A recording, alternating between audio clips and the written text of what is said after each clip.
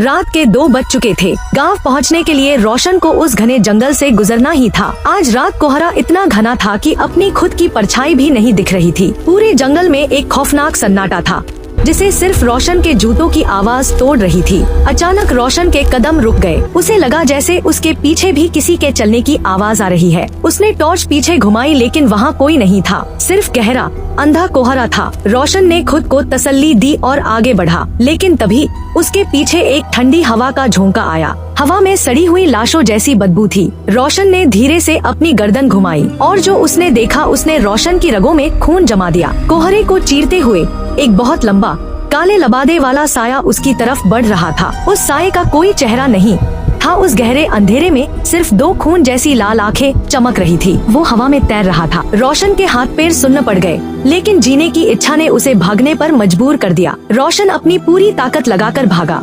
वो लाल आंखों वाला साया कोई इंसान नहीं, उस जंगल का सबसे पुराना और खूंखार प्रेत था। रोशन पीछे मुड़कर नहीं देखना चाहता था, लेकिन उसे महसूस हो रहा था कि वो मौत ठीक उसके पीछे हवा में उड़ती हुई आ रही है। भागते भागते अचानक रोशन का पैर एक जड़ में फंसा और वो जमीन पर धड़ाम से गिर पड़ा। रोशन ने देखा सामने एक पुराना खंडहर हो चुका मंदिर था। उसने अपनी बची खुची जान लगाई और मंदिर के अंदर घुसकर भारी दरवाजा बंद कर दिया। वो हाँफ रहा था, उसे लगा वो बच गया, लेकिन तभी मंदिर की टूटी हुई खिड़की के बाहर वो 2 खौफनाक लाल आंखें उभर आईं। प्रेत अंदर झांक रहा था। मौत अब सिर्फ कुछ इंच दूर था। रोशन की नजर एक मोटी रस्सी पर पड़ा। ऊपर एक बहुत पुरानी पीतल की घंटी लटक रही थी। रोशन ने बिना कुछ सोचे अपनी पूरी जान लगाकर उस घंटी को बजा दिया। उस पवित्र घंटी की आवाज पूरे जंगल में गूंज उठी। वो आवाज उस प्रेत के लिए किसी आग की तरह थी। वो लाल आंखों वाला साया दर्द से तड़पने लगा और देखते ही देखते काले धुएं में घुलकर हमेशा के लिए हवा में गायब हो गया। उस रात रोशन ने मौत को अपनी आंखों के सामने से वापस जाते देखा था।